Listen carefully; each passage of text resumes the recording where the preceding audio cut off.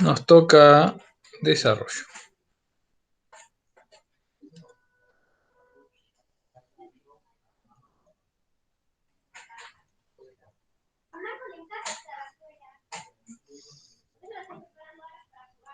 Bueno, ¿me siguen? Ahí están. Sí, sí. Sí, sí. Bárbaro. Bueno, vamos a alargar con la segunda parte de la cursada. El desarrollo y políticas públicas agrarias. Bueno, arranquemos. ¿Qué es el desarrollo? El desarrollo como concepto, si bien había antes, no es una cosa que se descubre a partir de después del 45, pero como temática de importancia y como el grueso de los estudios comparados surgen a partir de la Segunda Guerra Mundial. O sea, como la preocupación acerca de esto. Y surge a partir de, o el motivo de los debates tienen que ver sobre cómo tenían que ser los procesos de mejorar la calidad de vida en las poblaciones, ¿sí? Y cómo lograr mejoras en los resultados económicos de las naciones. Eso era en parte el motor lo que estaba como eje del desarrollo. En realidad uno podría rastrear algunas razones más geopolíticas. Una de ellas tiene que ver con la conferencia de Yalta después de la Segunda Guerra, que tiene que ver recuerdan, cuando se separa el mundo en una suerte de bipolaridad. Por un lado surge el bloque occidental, liderado por Estados Unidos, y el bloque soviético, liderado por la Unión Soviética, y el cual surgirá además, ya a partir del 40 y pico, 50, lo que podemos llamar la tercera posición, que son toda una serie de países que no estaban alineados, tanto en el bloque soviético como en el occidental, en el cual Argentina va a estar participando y liderando el movimiento de la tercera posición, pero además hay países como India.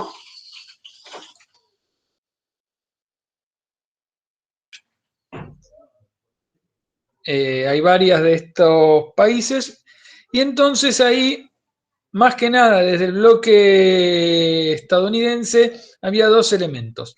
Por un lado, estaba, y con el recuerdo fresco de lo que fue la Segunda Guerra, era, bueno, por un lado el proceso de reconstrucción de Europa de la Gran Guerra, después de la Gran Guerra, y después y además a eso sumado, evitar las condiciones que habían surgido, las condiciones que habían permitido el surgimiento de lo que fue el nacionalsocialismo en Alemania, debido en parte, esto se explica por las fuertes restricciones que había tenido Alemania después de la Primera Guerra, hubo grandes sanciones, y a esto se le sumó económicamente lo que fue la crisis del 30, con lo cual se dio un caldo de fermento para el surgimiento de esa propuesta y que derivó en lo que todos conocemos.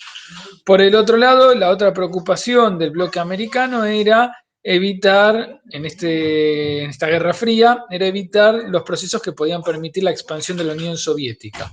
Y entonces esto se debía en parte, era el diagnóstico, a las crecientes desigualdades entre países y al interior de los países que daban las condiciones para esto, con lo cual había toda una preocupación acerca de qué caminos debían seguir los países, por un lado para generar condiciones de crecimiento económico, de desarrollo, que se podía llamar en ese momento, y de ciertas inestabilidades políticas. Recordemos que ya en el 59 está la revolución cubana a metros de Estados Unidos, con lo cual había toda una preocupación de que todo este elemento no se expandiera, en el caso de América, por el resto del continente y por África, Asia, etc. Recordemos que China, bueno, se cumplió hace muy poquitito el aniversario. China se declara como comunista en el 49, después de la larga marcha de Mao Zedong, que bueno, marca entonces toda una cuestión de este conflicto de bipolaridad global. Entonces ahí, en todas esas discusiones y en todas esas propuestas, surgen diferentes, vamos a ver cierta genealogía en lo que tiene que ver con qué entendemos como desarrollo. La primera lectura que vamos a hacer o que podemos entender del desarrollo, es el desarrollo igual al crecimiento. Y esta se le llama una concepción economicista restringida, ya que se centra en variables puramente económicas y donde la idea sería que el desarrollo, acá está así, el desarrollo no es más que el crecimiento, y el crecimiento no es más que el crecimiento del PBI. Fíjense, el desarrollo económico es un proceso continuo que consiste en aplicar el excedente económico en nuevas inversiones, ¿sí? Y esas nuevas inversiones van a permitir expandir la capacidad productiva. Y de esa manera, toda esa inversión se va a ir trasladando, ese excedente de producción, y con nuevas inversiones se va a trasladar al resto de la sociedad. Con lo cual, ahí tenemos una variable clave que es la del incremento del PBI. ¿Sí? El crecimiento como indicador de éxito en el desarrollo, y que la idea está de los excedentes. Crecimiento genera excedentes, estos permiten la expansión económica y van a generar el denominado efecto derrames. Y toda esa riqueza va a trasladarse al resto de la sociedad. Y acá hay varias observaciones que uno podría hacer. Una tiene que ver con que el crecimiento sí es importante, estamos de acuerdo, porque es una condición necesaria pero no suficiente. Es decir, para desarrollarse hay que crecer económicamente, pero con eso solo no alcanza. En principio esta lectura tampoco incluía al Estado como actor activo. El Estado era que marcaba la cancha, si se quiere, canchero, pero no tenía un rol real. Y tampoco consideraba otro tipo de dimensiones en los procesos como las ambientales o las sociales. Profe, perdón, ¿cuál es la condición que no es suficiente? La de desarrollo. La de crecimiento. Para que haya desarrollo, vos necesitas crecimiento económico. Eso es, para poder desarrollarte necesitas crecimiento económico, necesitas ampliar los excedentes. Pero con ampliar los excedentes solamente no haces mucho. Vos necesitas no solamente ampliar los excedentes, sino, vamos a ver ahora, con otras perspectivas, vos necesitas que ocurran otros procesos económicos y sociales y ambientales para hablar de desarrollo. Eventualmente hay escuelas que dicen que debería haber otras variables más a incluir.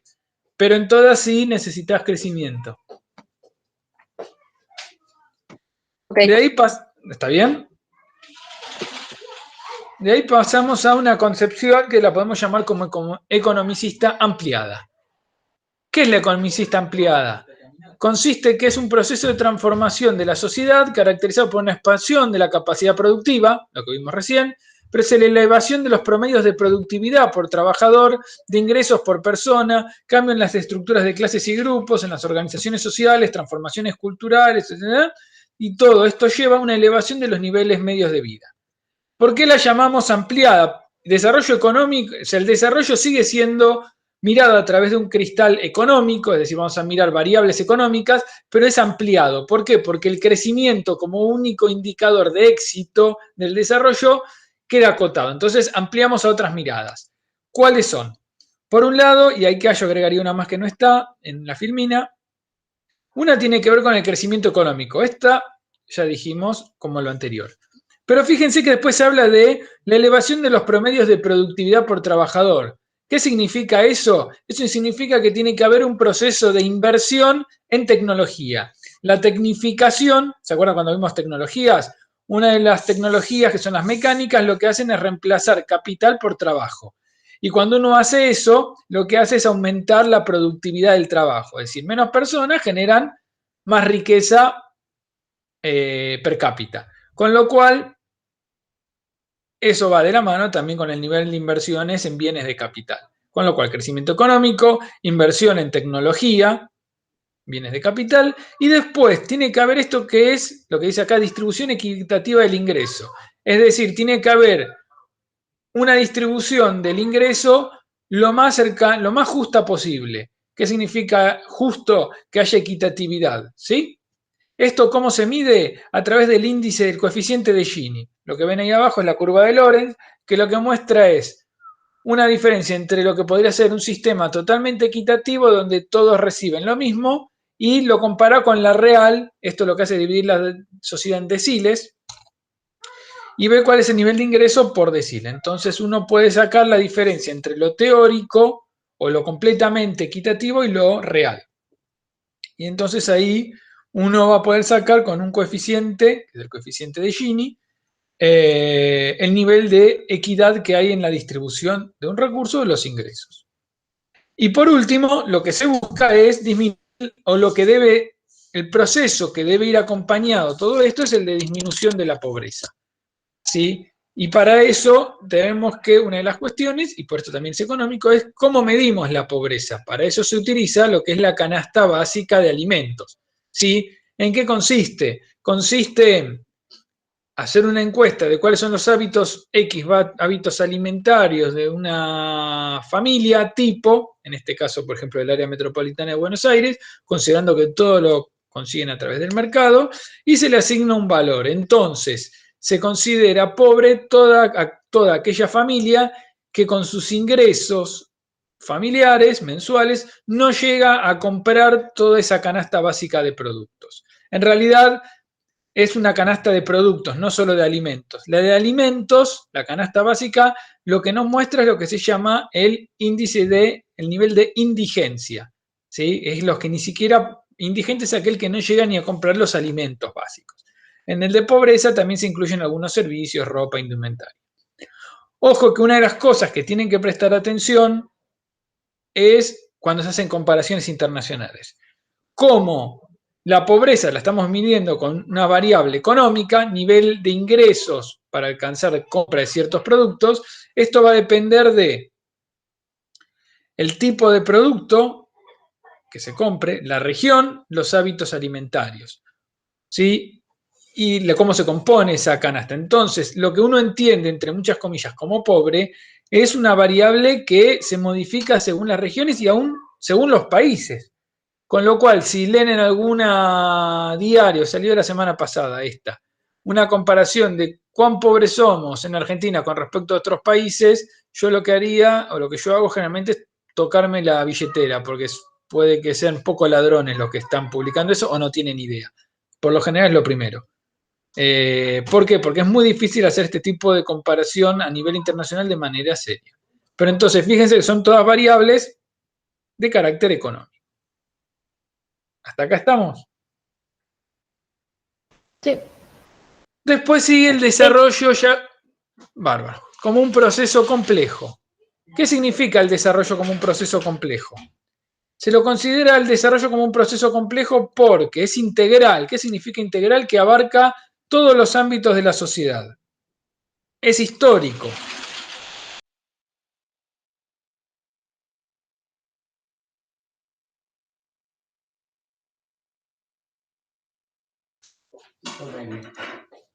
Es histórico, disculpen, es histórico. ¿Qué significa que el proceso sea histórico?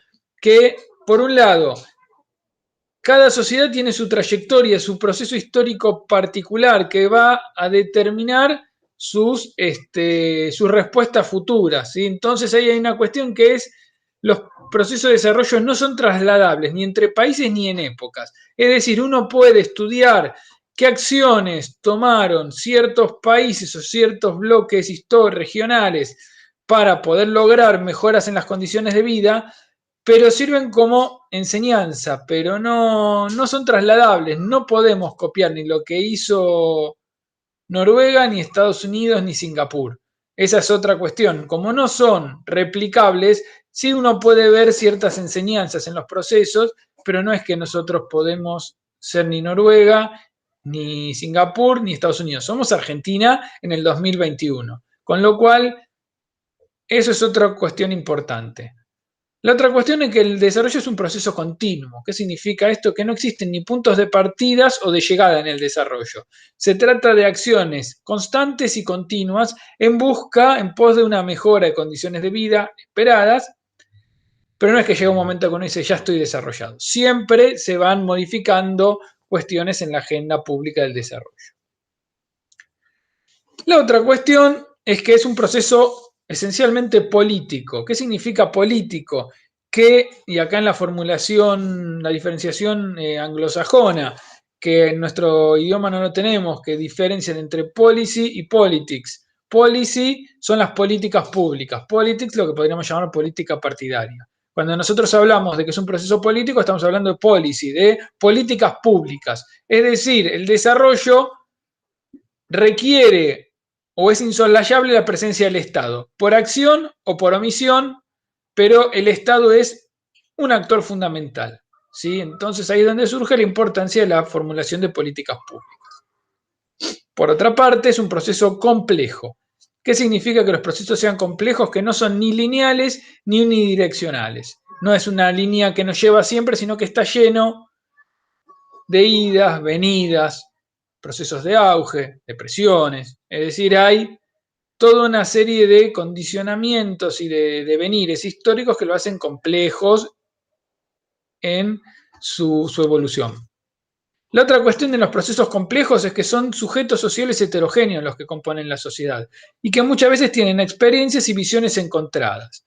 Entonces, ahí, como ya lo hemos charlado, la noción del consenso como punto de base es un tanto errónea. En realidad, quizás la noción de base en las sociedades es la del conflicto, es decir, lo que hay constantemente es un conflicto de intereses y de puja de sectores, con lo cual lo que uno puede buscar eventualmente son cómo administramos ese conflicto en pos de alguna construcción que sea superadora o integradora del todos. Y la otra cuestión es que hay una superposición de numerosos procesos unitarios, es decir, se basa en el desarrollo, vamos a ver, en diferentes instrumentos o acciones puntuales, y lo que importa, y a veces van hacia un lado, a veces hacia el otro, y lo importante muchas veces es analizar la sumatoria, si se quiere, como en la física, de esas fuerzas para ver hacia dónde devino ese proceso de desarrollo. Hasta acá estamos. Sí, perfecto. Luego, lo que ocurre es que en realidad existen diversas definiciones del desarrollo. Y ahí podemos agregar algunos conceptos más. Uno tiene que ver con los modelos de desarrollo. ¿Qué es un modelo de desarrollo? Es un conjunto de proposiciones que pueden englobarse de acuerdo, lo podemos categorizar, le podemos poner ciertas etiquetas o categorías, de acuerdo a lo que podríamos llamar los sesgos dominantes. Hacia dónde se orienta o cuáles son los principios rectores fundamentales. Entonces ahí tenemos los neoliberales, los populares, desarrollistas, etc. ¿En qué criterios tendríamos que tener en cuenta para analizarlos a cada uno de ellos? Primero, ¿qué actores sociales son considerados claves para el desarrollo? Es decir, ¿qué grupo social es el protagonista? ¿Qué es el sector industrial, el agropecuario, el financiero, los servicios? ¿Cuál es? ¿O qué sector aún del agro es el que va a disparar esos procesos de mejora? Y entonces ahí también tenemos que ver cuáles son las variables económicas y sociales fundamentales que va a tener cada modelo, lo que podemos llamar variables gatillo, es decir, a partir de qué sector, a partir de qué área de la sociedad comienzan estos procesos virtuosos. Y entonces eso nos lleva también a ver qué ejes de política están interesados en definir y cómo se plantea, por último, la inclusión del resto de la sociedad y la economía a esa mirada. Es decir, tenemos esos actores que son los protagonistas, pero qué rol, entonces es importante ver qué rol se le asigna o no se le asigna al resto de la sociedad y al resto de los actores económicos. La otra cuestión es que ya a partir de los 70, 80, con cierta entrada en crisis de los modelos de Estado benefactor y del Estado como el Estado nacional como gran eje unificador a nivel global, empiezan a surgir una multiplicidad de significados o de lecturas de lo que es el desarrollo, ¿sí? Entonces ahí aparecen varias cuestiones interesantes. Una que se trata no de una mirada puramente nacional o localista, sino que tiene que ver con cuestiones globales y tiene que ver también con tendencias macroeconómicas que llevan a cierto modelo de desarrollo o muchas veces es como respuesta a problemáticas específicas.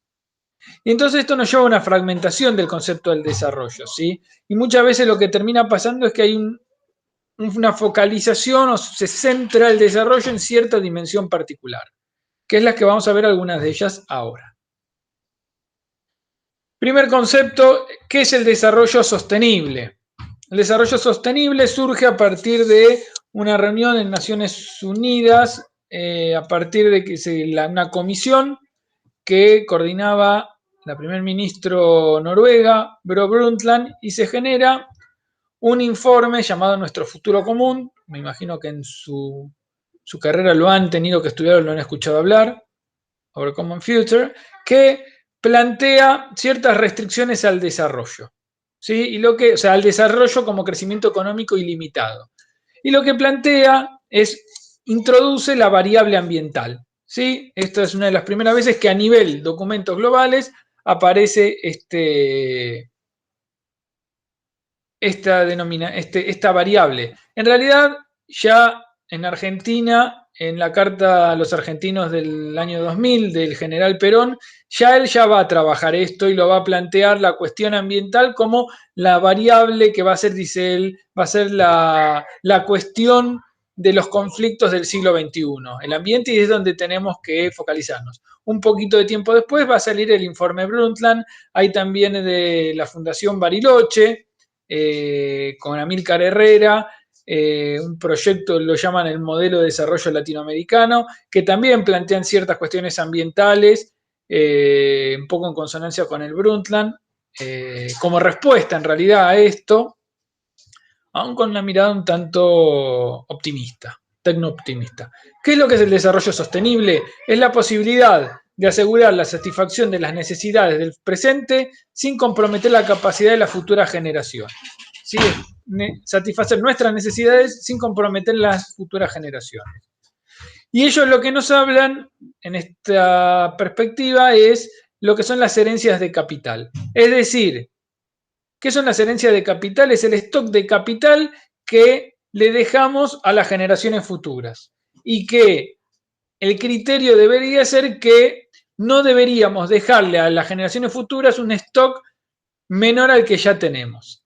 Pero para eso dividen al capital en tres grupos.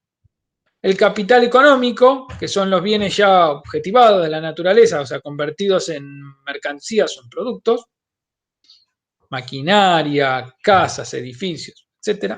Ese es uno. Otro es el conocimiento, el aprendizaje, el saber, y el otro es el capital natural, es decir, la naturaleza o los bienes biofísicos sin transformación humana todavía.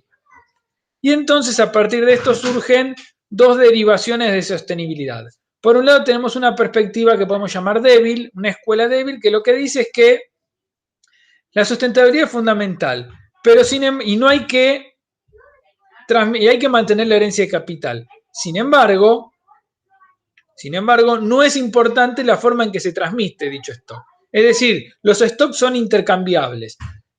Mantenemos el stock total, pero puedo no transmitirte natural y sí económico. Es decir, si agarro el Amazonas y lo convierto en el mismo valor que muchos escarbadientes, es lo mismo, porque es el mismo capital. Eso es de manera bastante burda, pero ese es el concepto grueso. La sostenibilidad fuerte, por el contrario, lo que nos dice es que las diversas formas de capital no son sustituibles. Es decir, el conocimiento y el económico, más o menos sí, pero el capital natural no es fácilmente transferible. Entonces hay que hacer una conservación crítica del capital natural. Por último, tenemos el neoextractivismo como derivación de esto. ¿Qué es? Es el desarrollo, es estimular el proceso de desarrollo a partir de extracción intensiva, en gran escala, de bienes naturales. Suele estar acompañado este neoextractivismo con inversiones públicas y los ingresos pueden ser volcados a otras áreas de la economía o de desarrollo social. Una pregunta, o sea, Sí. la sustentabilidad débil como que no tiene en cuenta entonces que hay algunos bienes naturales que pueden, no me sale la palabra, escasear como... Sí, en realidad que no hay restricciones a que tenga que haber una conservación crítica de cierto, o sea, como un stock, no hay ese stock crítico, hasta acá se debe. En realidad también lo que pasa es que surge de lo que podemos llamar, lo que llama un cierto tecnooptimismo. ¿Qué es el tecnooptimismo? Es pensar, bueno, llegado el punto, la capacidad tecnológica humana va a permitir generar determinados procesos o artilugios tecnológicos que sustituyan los servicios ecosistémicos deteriorados. ¿Sí?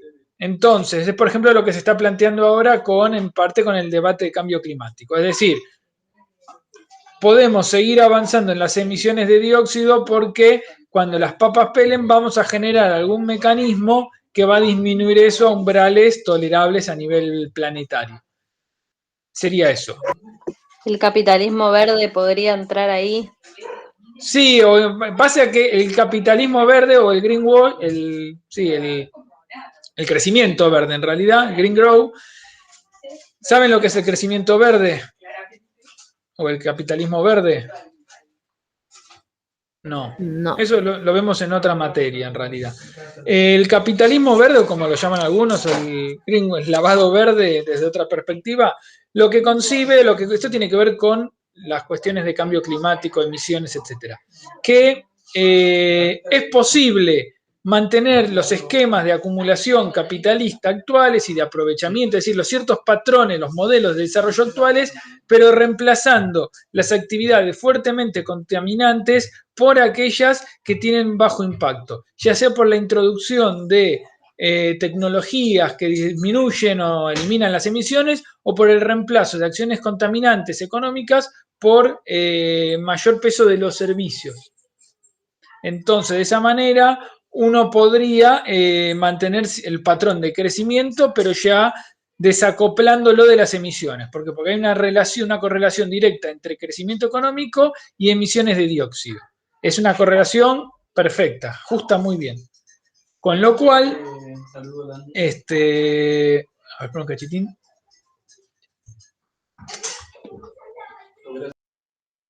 Ahí está, disculpen. Se va mi sobrino. Entonces, hay una cuestión que uno buscaría es hacer este fenómeno que es el del desacople. Que ese sí es una de las variables críticas que está hoy en debate. El desacople es esto de crecer sin emitir o emitiendo menos cantidad de dióxido. Un Y ejemplo, entonces, sí.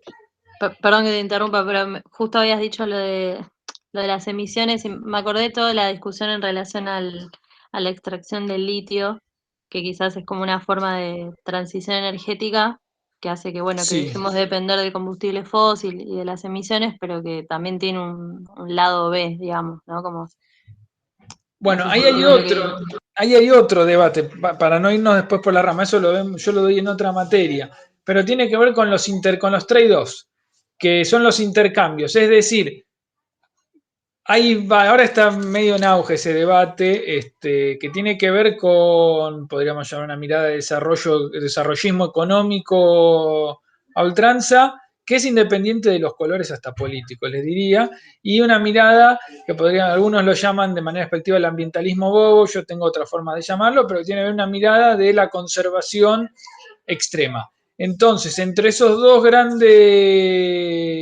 polos, vos tenés un cúmulo de discusiones o de posibilidades, pero siempre me parece una de las variables, uno de los conceptos es de los trade-offs, que son de los intercambios. Es decir, vos, por ejemplo, con el litio, vos podés avanzar en un proceso de reemplazo de energía fósil, que está bueno, pero dicen, bueno, hay ciertas contracaras. Entonces uno tiene que ver las contracaras. ¿Y cuánto de eso justifica o si, digamos, si los beneficios son peores a los costos de hacer ciertas acciones? Y entonces hay una de las cuestiones que es muy difícil generalizar. Es decir, no hay, me parece, una de las cuestiones, porque esa es la simplificación. Las simplificaciones suelen ser formas bastante sencillas y totalitarias de esconder las discusiones. Cuando la mayoría de los problemas es esto, del desarrollo, que son complejos. ¿Sí? El tema es la complejidad, entonces como no hay un caso igual a otro, o hay algunas líneas generales, pero después es muy difícil universalizar las respuestas. Esa es mi lectura.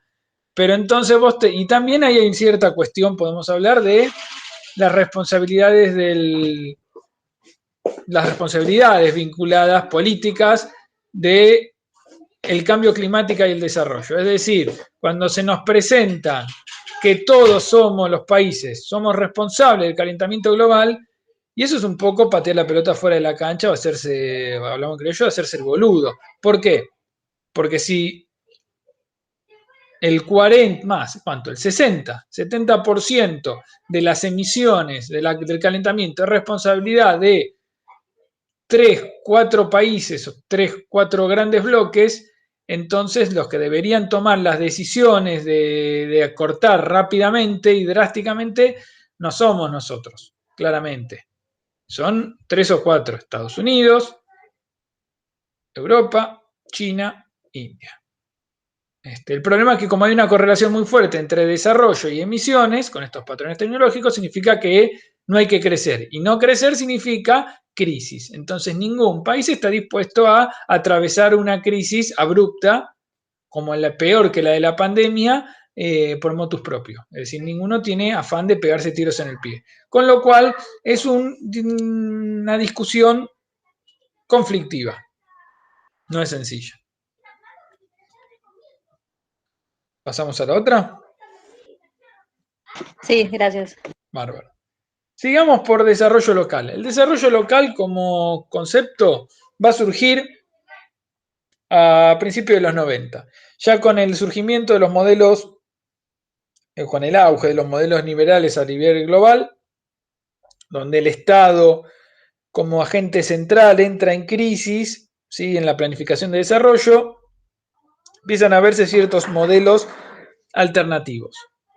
Y lo que se ve, principalmente esto surge leyendo lo que ocurría en ciertas regiones de Italia en particular, lo que se veía es que lo que terminaba definiendo ciertos procesos generales de desarrollo eran las dimensiones, las sinergias locales, lo que pasaba a nivel local. Entonces, lo que veían era que había en ciertas regiones de Italia, muy por localidad, había cierta, por ejemplo, Como es de seda.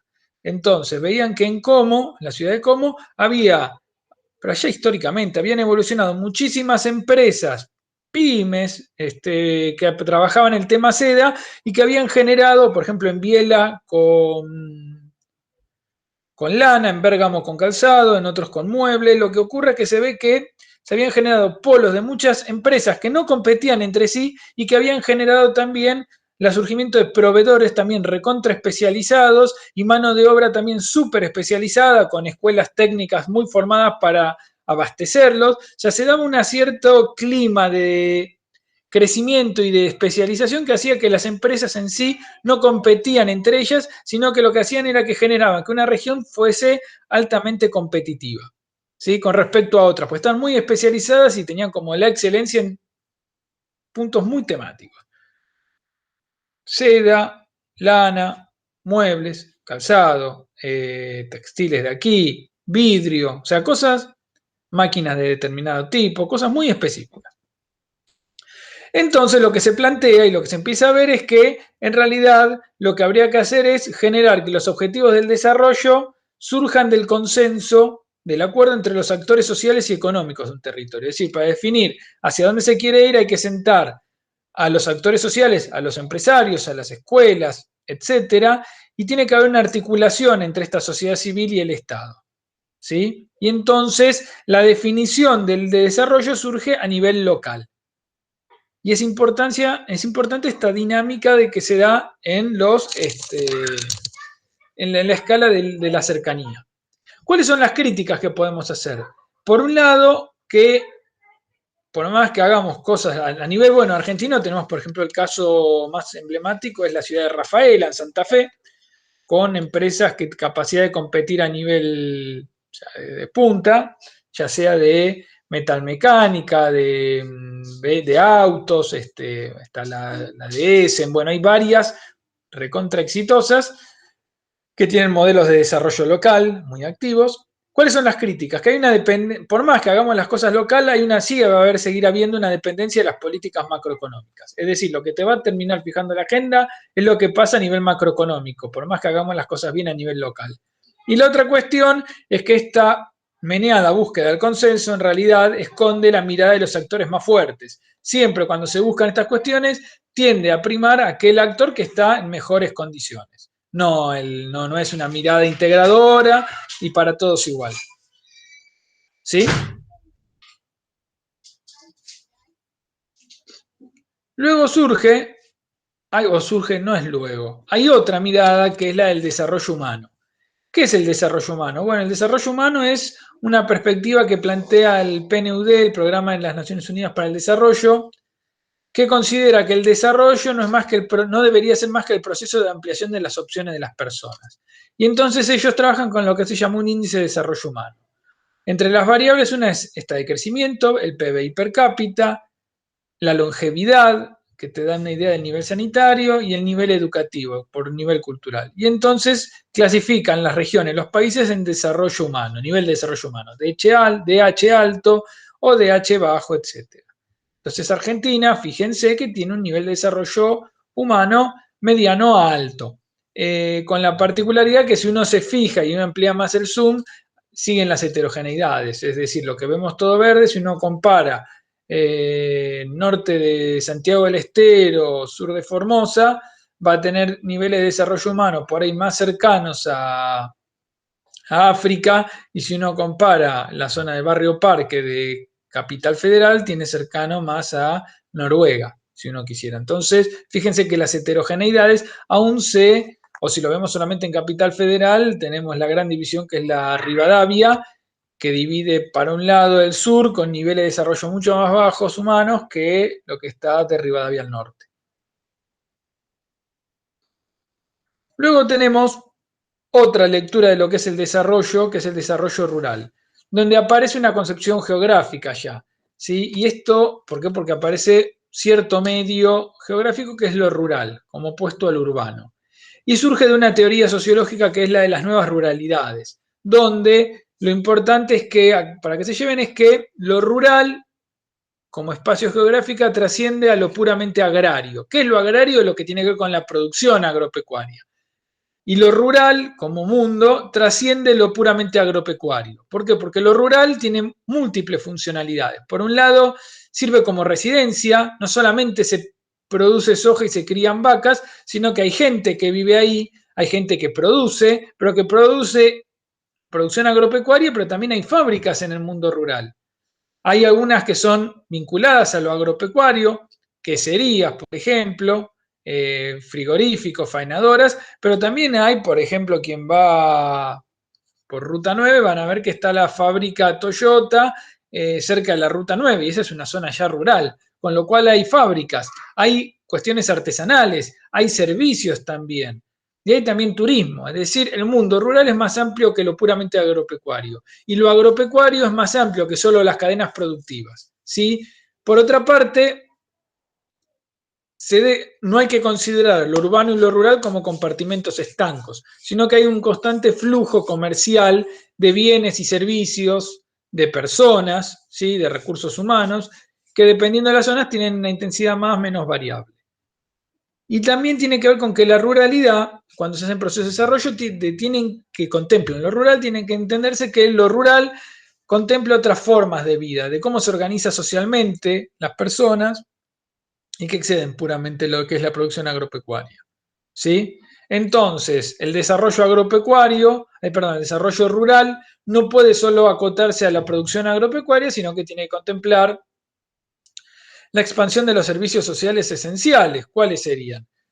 Sanidad, ¿sí? Salud, educación, caminos, hoy en día la conectividad, cuestiones laborales, bueno, ahora eso con todo lo que es el teletrabajo, las disputas por ese espacio y ese ambiente, ¿sí? Entonces uno debería trabajar con equidades territoriales, sociales y de género, acceso a bienes, servicios y demás beneficios del desarrollo. Otra conceptualización del desarrollo es el del buen vivir o summa causae, que tiene que ver o está referido a la cosmovisión andina.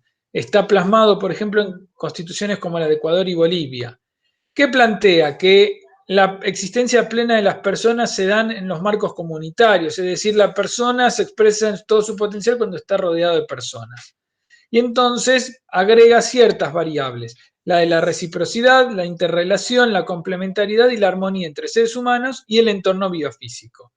Fíjense que plantea este concepto, esta cuestión, a diferencia de otras miradas del desarrollo más occidentales, que no es posible la acumulación indefinida. ¿Por qué? Porque la naturaleza plantea un límite, la denominada Pachamama.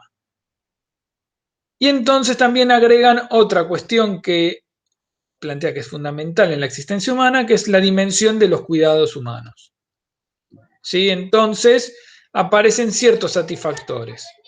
El ser humano como parte de un todo, que tiene que ver con la calidad de vida, la muerte digna, el amar y ser amado. Todo esto sería desarrollo. El florecimiento saludable de todos en armonía con la naturaleza, la prolongación de las culturas, el tiempo libre como valor, no es solamente el trabajo y el descanso como preparativo para el trabajo, la emancipación y ampliación de libertades, capacidades y potencialidades.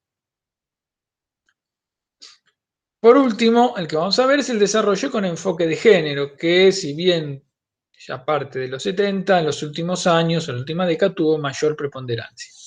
¿Qué es lo que plantea el desarrollo con enfoque de género? Hace foco justamente en las desigualdades o inequidades debido a las cuestiones de género, inequidades que se materializan en diferentes ámbitos y roles, en el doméstico, en el laboral, en la educación, etcétera, como un eje transversal. Y ahí aparecen ciertas cuestiones, por ejemplo, el techo de cristal, esta cuestión que restringe el desarrollo y la capacidad de generar ingresos, etcétera, de personas del género femenino. Por un lado, el denominado techo de cristal, esto de que a igual roles las mujeres ganan menos o que hay menos mujeres en niveles de poder de decisión. Y después la cuestión de la asignación de los roles al interior de la sociedad, de las familias, etcétera. La cierta asignación que restringe o que segmenta, ubica a las mujeres en situaciones subalternas o en ciertas funciones no discutidas. Por otra parte, hace fuerte mención a lo que es, a la valorización de lo que son los trabajos de cuidado y reproducción de la vida. ¿Sí? El cuidar más que nada a niños y ancianos, y que esto históricamente fue no remunerado e invisibilizado. ¿Sí? Por lo tanto, el desarrollo con enfoque de género plantea la generación de políticas activas que garanticen una real equidad y justicia social. De manera activa, esto implica cupos de género, igual retribución a igual trabajo, reconocimiento del trabajo no remunerado de los cuidados, la visibilización de la agenda femenina. ¿Seguimos? Sí, sí. Sí. Bárbaro. Vamos a ver ahora la última parte, que es desarrollo y formulación de políticas públicas. Todas estas cuestiones que estuvimos charlando hasta hace un ratito, de qué es el desarrollo, las múltiples lecturas del desarrollo, necesitamos materializarlo de forma concreta. ¿Se acuerdan que decíamos es un proceso político porque aparece el Estado? Entonces, el desarrollo es un proceso conducido por el Estado. ¿Cómo funciona? ¿Cuál es la estructura lógica de las políticas públicas? Es una relación causa-efecto. Es decir, yo tengo un problema, hago una acción que va a tener un efecto que va a ser en pos de resolver eso que yo pensé que era la situación problemática.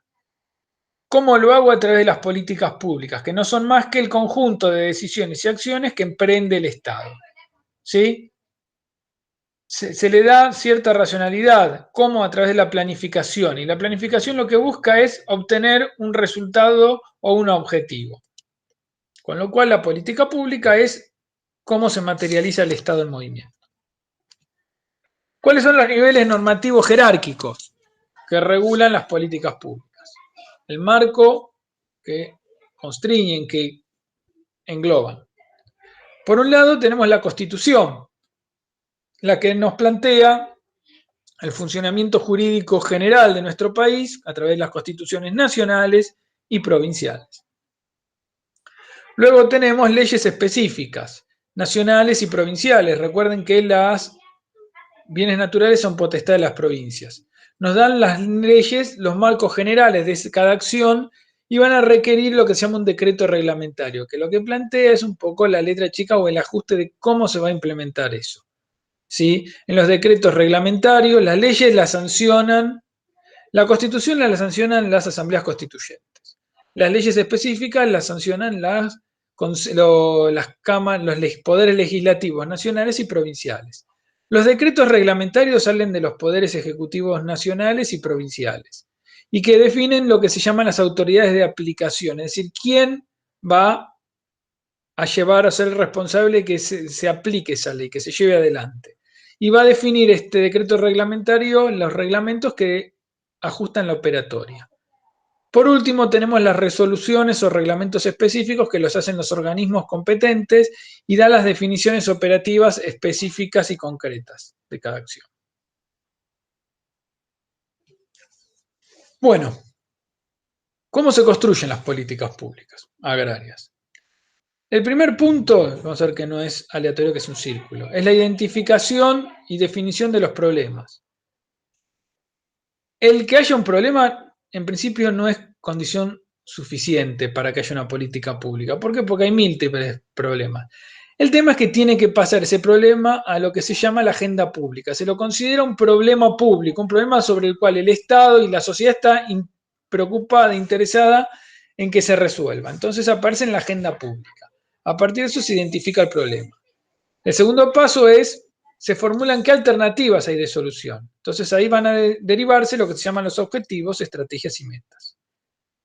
Luego se adoptan las alternativas de cómo se va a resolver, ya sea, vamos a ver ahora, planes, programas y proyectos, se ejecuta con los instrumentos y luego tenemos que evaluar cuál fue el resultado. Se identifican los éxitos o fracasos. Y todo eso nos va a permitir reiniciar el ciclo. Cuando analizamos una política pública, tenemos que tomar en cuenta dos elementos fundamentales. Las proposiciones generales, que están contenidos en objetivos, estrategias y metas, son los objetivos cuantificados de las metas, que son más o menos explícitos y públicos. Y luego tenemos los instrumentos necesarios para lograr estos objetivos, estrategias.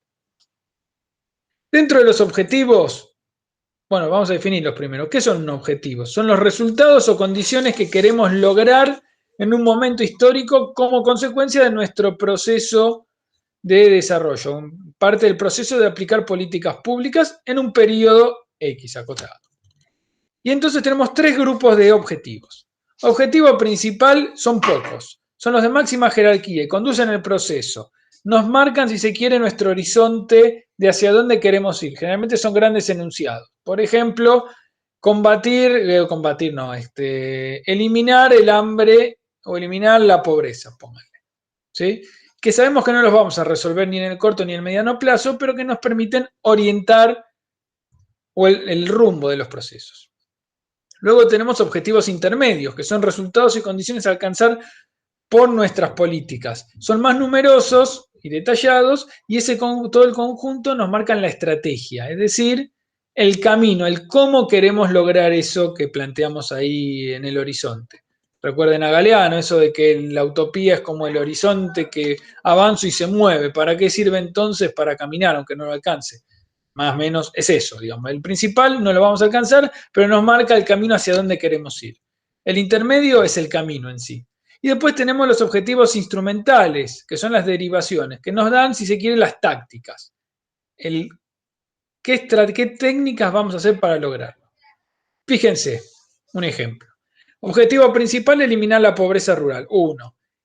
Objetivos intermedios, podemos poner 2, pueden ser más. ¿Cómo eliminamos la pobreza? Uno es transferirle recursos monetarios a las familias, entonces no son pobres. Otra es mejorar ingresos por actividades productivas, podrían ser otras. Los instrumentales es como la desagregación, eso. ¿Cómo logramos eso? ¿Cómo mejoramos los ingresos? Ya sea mejorando la productividad, planes de mejoramiento en productividad, o mejorar los precios. ¿Cómo mejoramos lo de la transferencia de recursos monetarios? ¿Cómo lo logramos? Con un plan de asistencia alimentaria podría ser o con un ingreso ciudadano. Y entonces tenemos que definir el cómo lo hacemos. ¿Se acuerdan? Una cosa son los objetivos, bueno, ¿cómo lo hacemos? Tenemos primero los planes. Los planes son pocos y nos dan los marcos técnicos políticos generales, que van a tener un objetivo general y explícito y que del cual muchas veces el objetivo general es terminar la pobreza, es el mismo del plan, no lo vamos a alcanzar, pero nos marca el cómo y la estructura sobre la cual nos vamos a mover, y del cual van a derivar los objetivos intermedios. Estos objetivos intermedios, mejorar ingresos, transferencia de recursos. ¿Cómo se derivan? A través de los programas. Los programas son las estrategias de intervención, que tienen una duración acotada. Plan quinquenal, pónganle 5 años, 4 años, y que van a necesitar objetivos medibles y metas cuantificables. Queremos que el 30% de la población el primer año salga de la pobreza, el segundo año que sea el 40%, el tercero el 60% y así, ¿sí? De los programas nos falta un paso más, que son los proyectos. Los proyectos, si se quiere, son los ladrillos que construyen a las políticas públicas. Los proyectos no son más que acciones concretas que, interrelacionadas, encadenadas de manera lógica, buscan resolver un objetivo específico. De la conjunción de estos objetivos específicos va a salir un programa de varios de los proyectos. Ahora, ¿cómo aplico todo eso? A través de instrumentos. Los instrumentos no son más que las herramientas que usa el Estado para administrar su poder. Son las políticas concretas. Y entonces, además del instrumento, podemos hablar de lo que son las medidas concretas, que son las disposiciones específicas que se establecen y que es para cada uso. Por ejemplo, acá decíamos un objetivo, acá instrumental, mejora en precios. Un instrumento para lograr esto podría ser un plan de subsidio de, de la carne hasta tantas cabezas.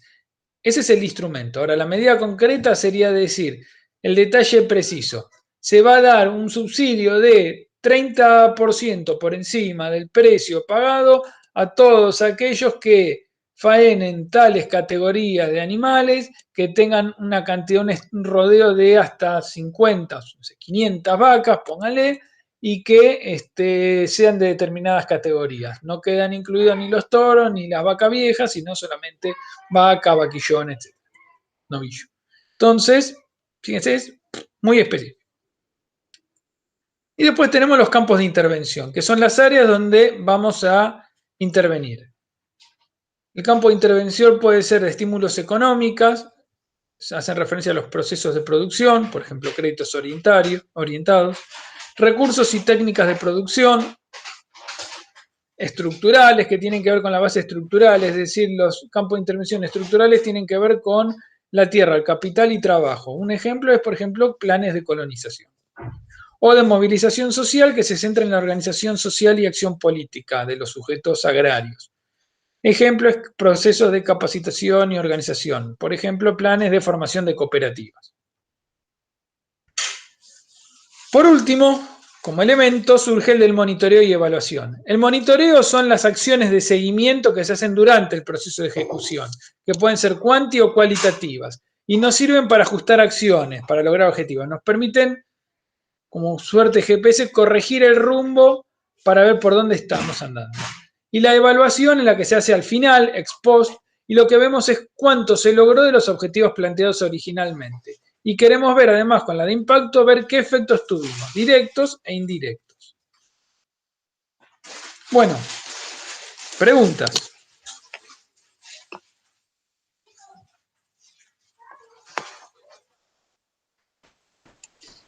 Los escucho.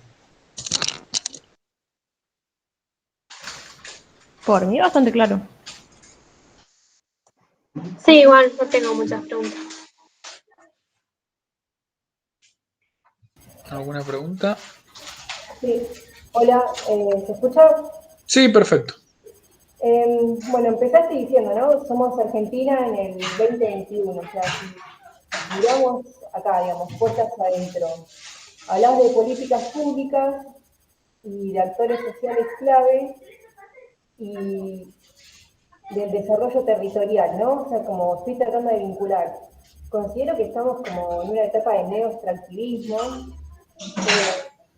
y el tema de la articulación entre la sociedad civil y el Estado, o sea, hay una gran separación, porque no hay consultas populares con respecto, o sea, o referéndum, como para ver si estamos de acuerdo con las políticas que están llevando a cabo. Hace poco el ministro de Medio Ambiente dijo que si para desarrollar había que contaminar, bueno, para adelante. Entonces, pero ahí hay una pregunta. Tiene que ver con los modelos de organización social que tenemos. Argentina no tiene una un modelo de democracia consultiva constante. Uno tiene un mecanismo de decisión que tiene que ver con que las decisiones, digamos, la participación, porque el tema sería preguntarle, ¿a quién le preguntarías de la sociedad civil? Y, por ejemplo, vamos, es que hay tantos focos, o sea, si hablamos, bueno... Pero no, la pregunta es ¿cómo harías? No, ¿qué foco? Sino ¿cómo preguntarías? Porque la sociedad sí se expresa a través de... Nosotros tenemos un sistema de democrático que se vota presidente y representantes. De hecho, ahora estamos en el medio de un sistema de votaciones de medio término de diputados. Entonces, parte de la expresión es esa. Una de las cuestiones sería, o sea, nosotros no tenemos un sistema asambleario. Lo que vos estás proponiendo es que cada una de las decisiones deberían plantearse de manera asamblearia. ¿Eso parece factible de realizarse en el marco de las instituciones actuales? Perdón, me hizo acordar, el tema del acuerdo de Escazú, ¿no va por ahí? ¿Cómo sería eso? No lo recuerdo del todo, pero tiene que ver con la participación ciudadana en temas ambientales. Y es, bueno, igual, es como un acuerdo a nivel regional, no es como solo de Argentina. Claro, pero el tema, por ejemplo, la cuestión ambiental, ¿a quién le preguntarías? O sea, si fuera yo le preguntaría a todo el país, pero entiendo que los recursos naturales, como por el tema federal, son de las provincias. Entonces, supongo que se preguntaría a la provincia mayormente afectada. Justamente vos hablabas de los territorios, o sea, a nivel local o regional, por ejemplo, no sé, si hablamos de minería, los lugares que se van a quedar sin agua, o sea, como sabemos, el agua vale más que el oro, y creo que no hace falta, no importa, de Ushuaia a La Quiaca, creo que todos pensaríamos lo mismo. Claro, pero ahí tenés entonces, hay diferentes cuestiones. Uno de los mecanismos que tenés es a base del, básicamente dicho de manera coloquial, a base del quilombo. Uno de los mecanismos es ese. Entonces ahí aparece lo que les decía al principio, las políticas son heterogéneas y complejas y lo que no hay es el consenso como tal, como elemento base de la sociedad, por lo general no funciona así, la sociedad funciona a través de conflicto. Entonces, eventualmente lo que va a pasar es, ¿se acuerdan cuando lo vimos al principio en ecología política? Que lo que planteaba la ecología política es que en realidad uno puede tratar de comprender los modos de uso o las tensiones en la sociedad a través de los conflictos sociales vinculados con el ambiente. Entonces, en esa línea, solamente, digamos, va a poder tener un nivel de... O sea, el conflicto lo que muestra en realidad es cuando hay al menos dos actores que están en pugna. Para que estén en pugna tienen que tener un nivel de poder mínimamente, no digo equilibrado, pero que permita la pugna. Si uno es muy grande y el otro muy chiquitito, el chiquitito ese no hubo conflicto. Simplemente hubo un proceso de que lo arrollaron. Entonces, los procesos sociales, eventualmente, para incidir y meter cuestiones en la agenda pública, exceden puramente la cuestión asamblearia instituida dentro de los mecanismos de toma de decisiones. Entonces, como no se pueden saldar a partir de esa manera, se saldan de otra que es a través del quilombo. Y no está mal que se sea, ojo. Es una de las formas que tiene la sociedad como de mecanismo para plantear ciertas cuestiones en las agendas. O sea, el hecho de pensar que cada decisión, porque pensemos que no es solamente lo ambiental, sino cada decisión pública debiera ser consensuada con la sociedad. Con la sociedad, cuando digo la sociedad, es haciendo un referéndum. Suena un tanto complejo. O sea, lo que voy es, está bien que la sociedad civil se manifieste, muchas veces de manera organizada es la forma que puede tener peso, pero no necesariamente se dan o hay mecanismos o es factible aplicar estos mecanismos de consulta popular para cada acción que se tome. Eventualmente, si hay parte que se considera damnificada, lo hace a través del bardo. Y no está mal que así sea. Bueno, una pregunta con respecto a lo que hablabas de proyectos y acciones concretas, entonces solamente pueden venir desde abajo y organizaciones, así como hemos visto asambleas a lo largo del país, bueno, en Margalá, por ejemplo, o sea, pueblos que resisten y resisten, solo eso es lo que, solamente la resistencia como local es lo que puede frenar el avance de esos proyectos. Yo creo que también, esa resistencia o esa organización lo que puede generar también es de última también implementar esta forma que vos decías de hacer asambleas. Porque vos propio habías preguntado cómo lográs, como con las instituciones de ahora, que la Argentina pueda decidir en asamblea, no sé, creo que eso también... Ojo que ahí hay... ahí hay una cuestión, ojo con las tensiones de lo que podemos llamar maniqueísmo, de pensar, o sea, el Estado malo, instituciones malas, organizaciones sociales buenas, eso tiene una pendiente resbaladiza que es el neoliberalismo individualista más salvaje.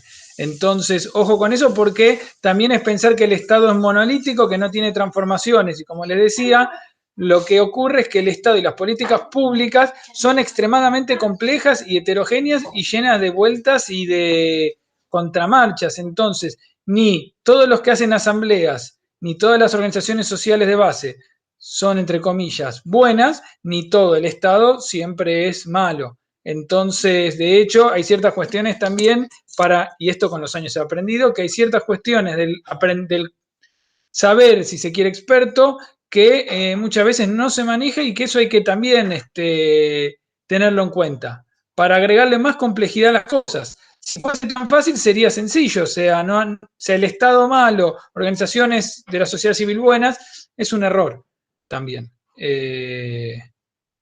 Eso le da más complejidad, más vidrioso todo finalmente.